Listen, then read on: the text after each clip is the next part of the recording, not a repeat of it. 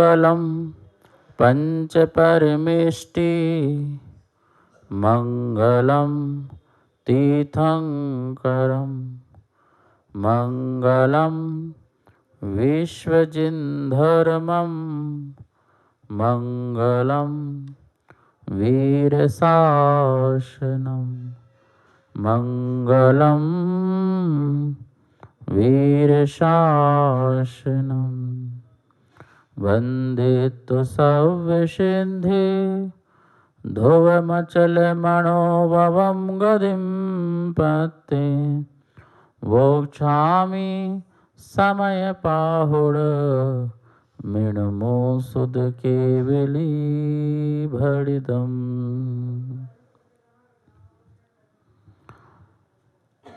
आचार्य कुंदकुंद देव के द्वारा ईसा पूर्व प्रथम शताब्दी में लिखा गया यह समयसार महान ग्रंथ है, जिसमें महावीर स्वामी की वाणी को प्रस्तुत किया गया है। गाथा नंबर 8 हम सब पढ़ रहे थे, जिसमें बहुत सुंदर बात कही गई थी कि परमार्थ की जो सिद्धि है वो बिना व्यवहार के नहीं हो पाती है। यद्यपि परमार्थ की सिद्धि के बाद व्यवहार की कोई आवश्यकता नहीं पड़ती है, लेकिन जो अनादि मिथ्या दृष्टि है, अनादि से अज्ञानी है, उस अनादि अज्ञानी को समझाने के लिए व्यवहार की आवश्यकता पड़ती है, व्यवहार की जरूरत पड़ती है। जैसे कोई बालक आम को नहीं जानता है और उसके सामने प्रथम बार आम आए तो वो माँ से पूछता है, माँ ये क्या है, माँ ये क्या है। यदि माँ कहे बेटा ये आम है, तो वो शब्द से आम जान रहा है, ये आम माने का आम। पर आम क्या है, माने का ये आम, तो आम क्या है। अब आप क्या बोलोगे आम क्या है।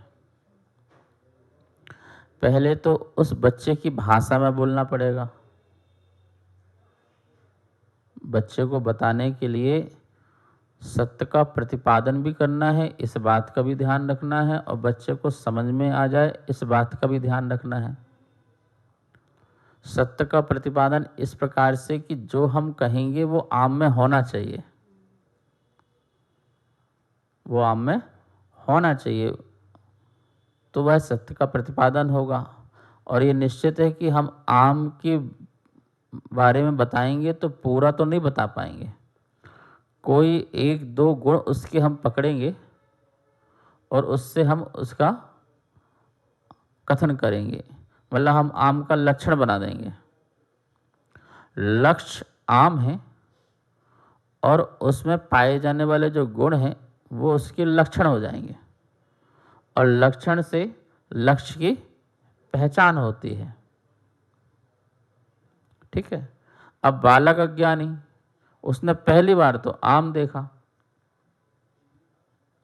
पहली बार आम देखा। जैसे कोई कहानी आती, बालक ने कौआ की देखा, माँ ये क्या है, कौआ। फिर क्या है, कौआ। 1000 बार पूछा क्या है, कौआ। तो 1000 बार उत्तर कौआ दिया। तो माँ भी अज्ञानी, जो बार बार कौआ कौआ तो बता रही है, पर कौआ क्या है ये नहीं बता रही है। यदि एक बार भी लक्षण बता दे तो वो बार बार ना पूछे। जो काँव काँव करता है, जो काँव काँव करता है वो कौआ। काँव काँव, हाँ तुम भी करते हो ना काँव काँव काँव काँव, हाँ हाँ तुम भी कौआ हो जाओगे, पर तुम होगे नहीं, पर वो कौआ है। काँव काँव करता है वो कौआ है। अब उसे समझ में आ गया, जो काँव काँव करे तो कौआ है, जो ची ची करे वो चिड़िया है, जो ची ची करे वो चिड़िया है, जो काँव काँव करे कौआ है। अब वो चिड़िया को देख के कौआ नहीं समझता और कौआ को देख के चिड़िया नहीं समझता। अब समझ में आ गया कि ये कौआ है। तो उसको एक लक्षण से कुएं का ज्ञान हो गया। ऐसे कहा माने जो मीठा मीठा लगता है, जो मीठा मीठा लगता है वो आम है, वो आम है। अच्छा मीठा खाओ, ओ मीठा, अब वो जिंदगी में भूलेगा नहीं। तो ऐसे ही अज्ञानी मिथ्या दृष्टि जो जीव है उसने आज तक आत्मा को सुना नहीं, आत्मा को सुना नहीं, और उसको कहो ये आत्मा है, ये आत्मा है, ये आत्मा है, तो उसे समझ में नहीं आएगा। और जब हम बताएंगे कि भैया आत्मा कौन है, जो जानता और देखता है वह आत्मा है। देखो ये घड़ी जानती देखती है, बोले नहीं देखती है, तो ये आत्मा नहीं है। ये घर तेरा जानता देखता है, बोले नहीं है, तो ये आत्मा नहीं है। ये घर तुझे पहचानता है, तू घर को पहचानता है या घर तुझे पहचानता है? तो बोले हाँ ये क्या है, अचेतन है, अनात्मा है।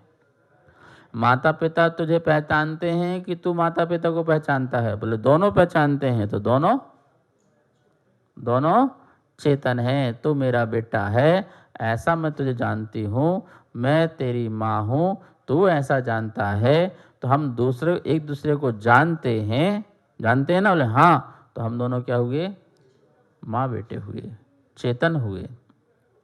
लेकिन ये शरीर तुझे नहीं जानता है और तेरा शरीर मुझे नहीं जानता है, इसलिए शरीर अचेतन हुआ। ये वस्त्र तुझे नहीं जानते हैं और मैं वस्त्र को जानता हूँ। वस्त्र मुझे नहीं जानते हैं लेकिन मैं वस्त्र को जानता हूँ, इसलिए मैं चेतन हूँ, वस्त्र अचेतन है। गाड़ी को तू जानता है, गाड़ी तुझे नहीं जानता है, इसलिए गाड़ी अचेतन है और तू चेतन है, तू चेतन है। समझ में आया ना? बोले ये तेरा आत्मा का लक्षण है। अच्छा ये आत्मा, ओ तो मेरे अंदर आत्मा है? बोले हाँ आत्मा है ना, तू जानता है ना, तो किसी की बात को सुन लेता है ना? बोले हाँ, जान भी लेता है, हाँ, देख भी लेता है, हाँ। तो बस जो तू है वो चेतना है। माँ ये चश्मा भी देखती है, ये चश्मा भी देखती है, तो चश्मा भी चेतना हुआ? नहीं, चश्मा कहाँ देखती है? चश्मे को उतार को टेबल में रखो और फिर देखो, तो कौन देख रहा? माँ ये आँख देख रही है, तो आँख चेतना हो गई ना। बेटा तेरे नाना तेरे सामने मरे थे ना? बोले हाँ। तो तुझे नाना तुझे देख रहे थे?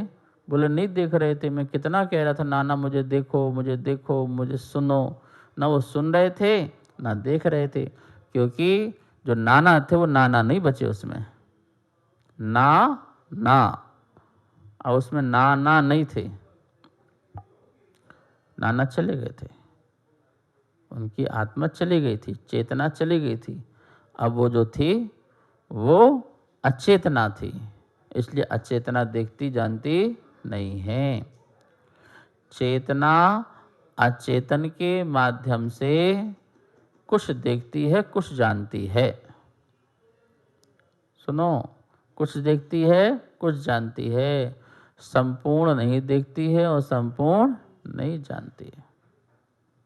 संपूर्ण को कहाँ देखती है, संपूर्ण को कहाँ जानती है? अब आँख कितना देखेगी, इसकी सीमा है। कान कितना सुनेगा, इसकी सीमा है। जगत के समस्त जीवों की बात एक साथ सुनने की ताकत कौन रखता है? कान नहीं रखता, आत्मा रखती है। कौन रखती है? कह रहे चक्रवर्ती की पूरी सेना आपस में बात कर रही हो और ऐसे मुनिराज हो, संबिन सोत्री मुनिराज हो, ऐसी रिद्धि आत्मा में प्रकट हो गई हो, तो प्रत्येक चक्रवर्ती की प्रत्येक व्यक्ति, मतलब चक्रवर्ती की प्रत्येक सेना की, घोड़ा हो, हाथी हो, व्यक्ति हो, उन सब की आवाज़ भिन्न भिन्न रूप से सुनाई दे जाए।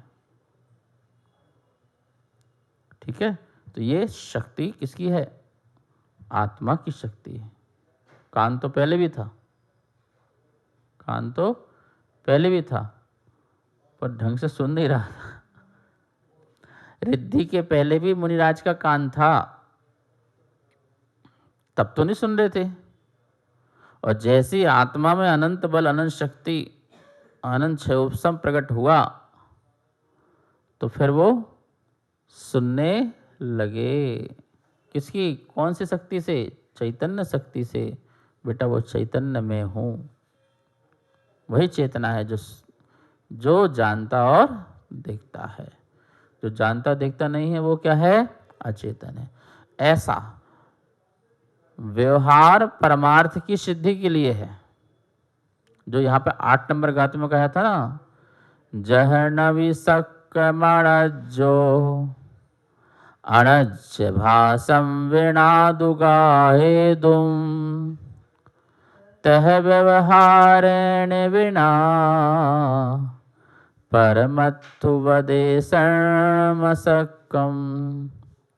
जैसे नवी नहीं, सक्कम सक्क है, जैसे सक्क नहीं है, अनज्जो अनार्य को, अनज्य भाषम विना गाहिदुम, अनार्य को अनार्य की भाषा के बिना जैसे कुछ ग्रहण करना सक्क नहीं है।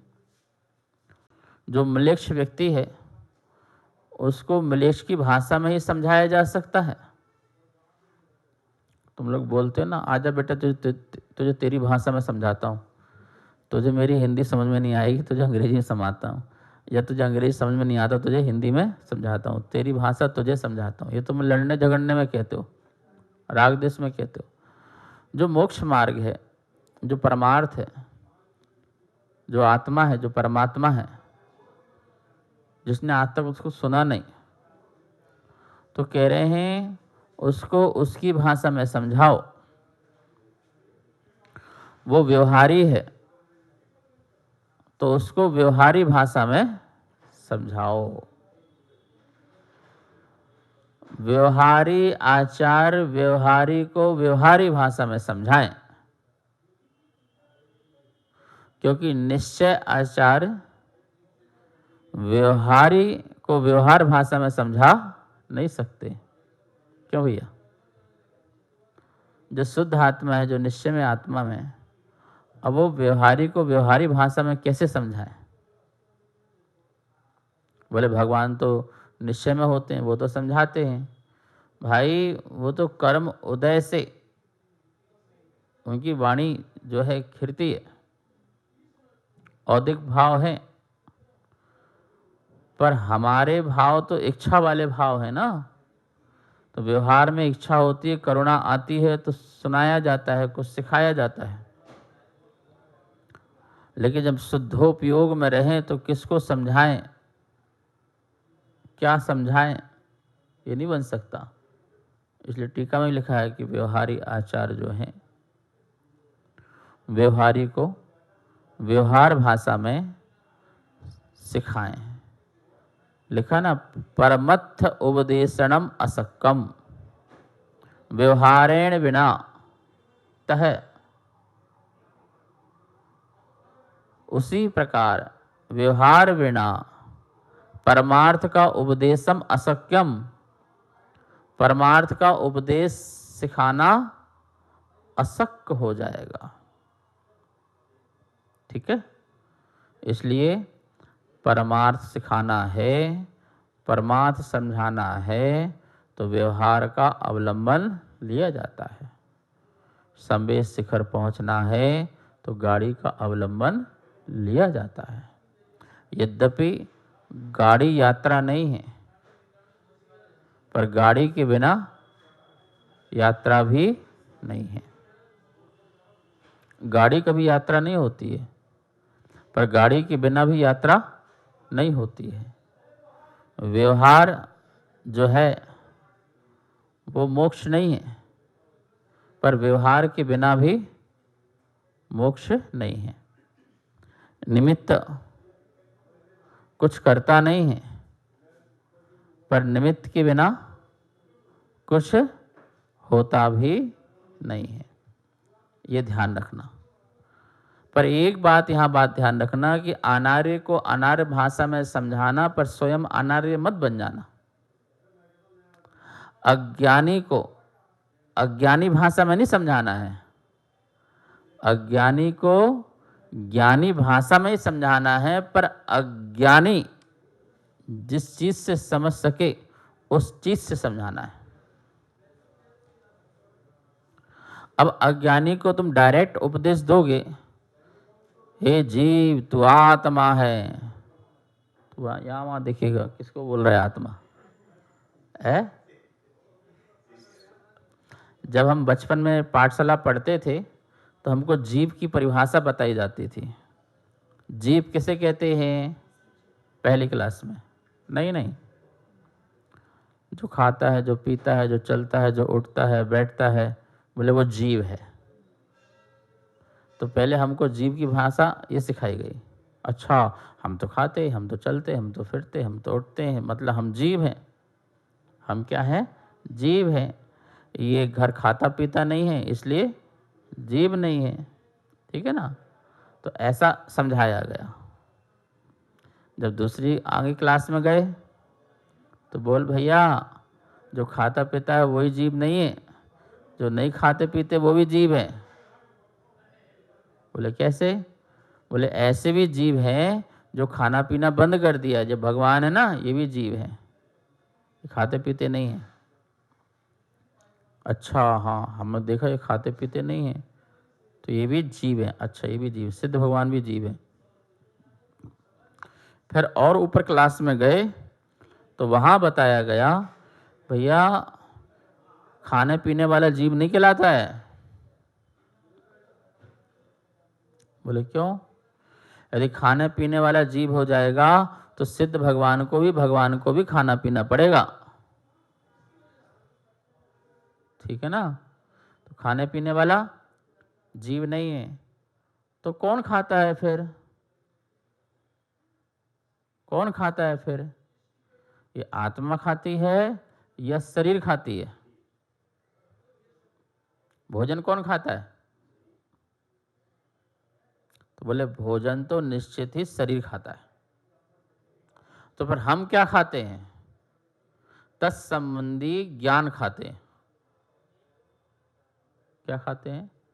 तत्संबंधी विकल्प खाते हैं, तत्संबंधी राग द्वेष खाते हैं। आत्मा क्या खा सकती है? आत्मा की चीज आत्मा खाएगी और शरीर की चीज शरीर खाएगी। भोजन किसको लगता है? आत्मा को लगता है, शरीर को लगता है? बोलो, भोजन किसको लगता है? शरीर को लगता है। तो भोजन तो गया शरीर में, तो आत्मा में क्या गया? आत्मा में गया कि ये भोजन अच्छा है या बुरा है, ऐसा राग द्वेष गया। क्या गया? ज्ञान। आत्मा ने तो ज्ञान खाया। अब वो ज्ञान खाया कि अज्ञान खाया वो देख लो। ज्ञानी भोजन करते समय ज्ञान खाए और अज्ञानी भोजन करते समय अज्ञान खाए। आई समझ में? ज्ञानी भोजन करते समय ज्ञान खाए। क्या ज्ञान खाए? कि भाई ये भोजन मैं तो खाता नहीं हूं, जो खा रहा है वो मैं नहीं हूं। वो भेद विज्ञान करके खाए, वो भेद ज्ञान करके खाए। तो ज्ञानी तो ज्ञान खाए। मुनिराज भी भोजन करें और मुनीम भी भोजन करे, ठीक है ना। वो ज्ञान से खाए, वो अज्ञान से खाए। ज्ञानी भोजन करते समय ये जान रहा है कि भोजन मैं नहीं खा रहा हूं। भरत चक्रवर्ती को उनकी पत्नी जो पटरानी सुभद्रा भोजन करा रही थी, भरतेश वैभव में आया तो हाथ में ग्रास लिए और एक चबा रहे थे, एक ग्रास हाथ में लिए और फिर थोड़ा शांत हो गए बहुत देर तक। तो सुभद्रा बोली क्या भोजन अच्छा नहीं बना? आज आप भोजन अच्छे से ले नहीं रहे हैं, रुक रुक करके ले रहे हैं, क्या भोजन आपको अच्छा नहीं लग रहा? बोले नहीं। तो फिर रुके क्यों हो?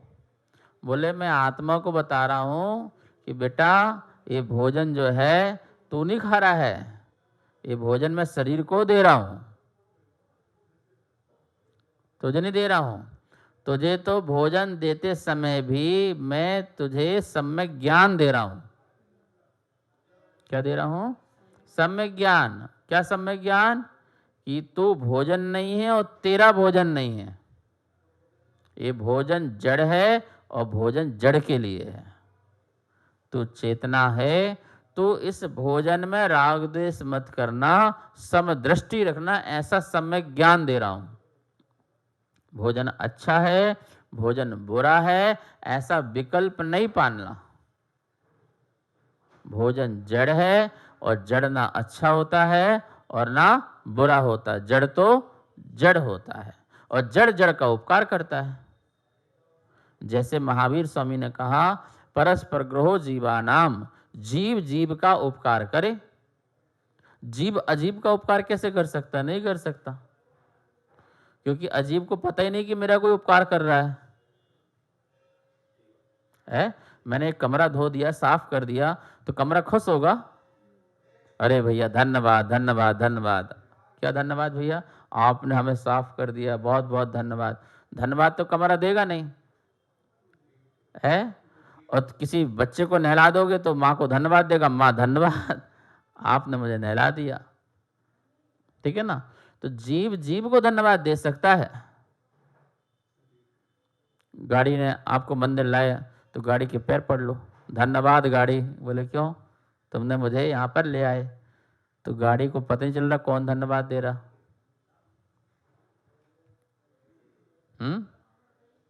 आप किसी को जय जिनेंद्र बोलते हो तो जिसको देख के बोलते हो उसको तो पता ही नहीं है कि मुझे जय जिनेंद्र बोला जा रहा है, पर जो समझ रहा है वो जान रहा है कि मुझे बोला जा रहा है। इस आंख नाक कान चेहरे को तो पता नहीं कि तुम्हें कि मुझे जय जिनेंद्र बोला जा रहा है, क्योंकि आंख नाक कान तो परमाणु है। ये आंख नाक कान तो क्या परमाणुओं का पिंड है, पुद्गल का पिंड है, और पुद्गल का पिंड जड़ है। तो जड़ को तो पता ही नहीं कि मेरे लिए कौन जय जिनेंद्र बोल रहा है। वो भ्रम बुद्धि हो जाए तो मैं तो बात अलग है, पर जड़ को तो पता ही नहीं।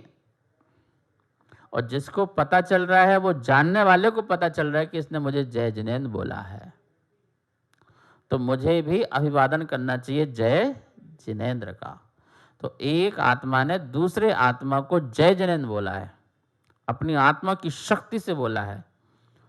भले वो शब्द तुम्हारे कान तक पहुंचे हैं, वो शब्द एक बीच का रास्ता रहा आप तक कान तक पहुंचाने का, लेकिन उस शब्द को वहां तक पहुंचाने में शक्ति किसकी लगी? किसकी लगी? आत्मा की शक्ति लगी। जब आत्मा में शक्ति उत्पन्न हुई, उसने धक्का लगाया और शब्द आप तक पहुंच गए। तो शब्द ने तो आप तक वहां तक पहुंचाने का काम किया है। कान में टकराए, कान में टकराने के बाद आपकी आत्मा को ज्ञान हुआ कि मुझे जय जिनेंद्र बोला गया है। तो आत्मा ने जाना, उसको कान के माध्यम से जाना, आंख के माध्यम से जाना। तो माध्यम माध्यम है, वो माध्यम आत्मा नहीं है। गाड़ी यात्रा नहीं है, पर गाड़ी के बिना यात्रा भी नहीं है। ऐसी शरीर आदि माध्यम है, वो आत्मा नहीं है। वो बाह्य अवलंबन है, बाह्य निमित्त है। ऐसा जब हमारे लिए भेद ज्ञान हो तो ज्ञानी भोजन नहीं करता है, ज्ञानी भोग नहीं करता, अज्ञानी भोग करता है। 5 इंद्रियों के विषयों को कौन भोगता है? ज्ञानी थोड़ी भोगता है।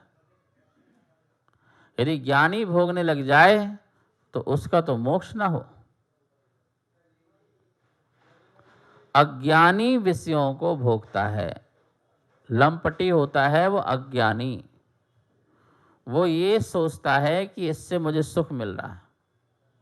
जबकि ज्ञानी ये जानता है कि सुख भोग विषयों का नहीं है, ये जो सुख मैं ले रहा हूँ, क्षणभंगुर सुख भी ले रहा हूँ, वो मैं अपने ही राग की पर्याय का ले रहा हूँ।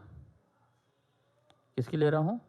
अपने ही राग की पर्याय का ले रहा हूँ। ये अच्छा लग रहा है, ऐसा मेरे में राग पैदा हो रहा है, ऐसी प्रीति उत्पन्न हो रही है, ऐसा प्रेम उत्पन्न मेरे में हो रहा है, तो मैं उसका क्षणभंगुर आनंद ले रहा हूँ। मैं इस वस्तु का कभी आनंद नहीं ले सकता, ये तो माध्यम हुई। ऐसे ही मैं दुख ले रहा हूं तो मैं इस वस्तु का दुख नहीं ले रहा हूं, इस वस्तु संबंधी जो मुझे द्वेष प्रकट हुआ है, उस द्वेष की पर्याय का मैं दुख ले रहा हूं, वस्तु का दुख ले रहा हूं। यदि मैं बोलूं इससे मुझे दुख हो रहा है तो ये तो गलत बात हो जाएगी, और तुमको इससे सुख हो रहा है, तब ये सुख है, ये दुख है कि तुम सुखी दुखी हो। ये पेन मुझे अच्छा लग रहा है, भैया बहुत बढ़िया पेन है, तो मैं इससे प्रीति करूं, प्रेम करूं, तो पेन सुख नहीं दे रहा, इसके प्रति जो मैंने प्रेम किया वो मुझे सुख दे रहा, ये नहीं सुख दे रहा। और इसी से तुम द्वेष कर लो, ये मुझे पसंद नहीं है, तो तुम इससे द्वेष करो, तो तुम दुखी हो जाओ। तो पेन दुखी दे रहा है कि तुम्हारा द्वेष दुखी दे रहा है? द्वेष किसका है? शरीर का नहीं है, आत्मा की विकारी पर्याय है, आत्मा की विकृति है, आत्मा की विकृति है, ध्यान रखना। आत्मा का विकार है, विभाव है, वो आत्मा का स्वभाव नहीं है। क्योंकि स्वभाव न सुख देगा न दुख देगा, साम भाव देगा, आनंद देगा। तो जो ये विभाव है वो मेरे चेतना का विभाव है, और वो चेतना जो है वो सुखी दुखी हो रही है, ना कि शरीर सुखी दुखी हो रहा है। ये समझ में आया ना? तो ज्ञानी क्या खाता है, बात क्या चली? ज्ञानी ज्ञान खाता है, अज्ञानी अज्ञान खाता है। और ज्ञानी जब ज्ञान खाता है तो आनंद में रहता है, और अज्ञानी अज्ञान खाता है तो दुखी रहता है। ये बात यहाँ पर 8वें नंबर गाथा में चल रही है। कार्यक्रम पाठशाला के पुण्यार्जक थे श्री दिगंबर जैन मंदिर, लोधी कॉलोनी, दिल्ली।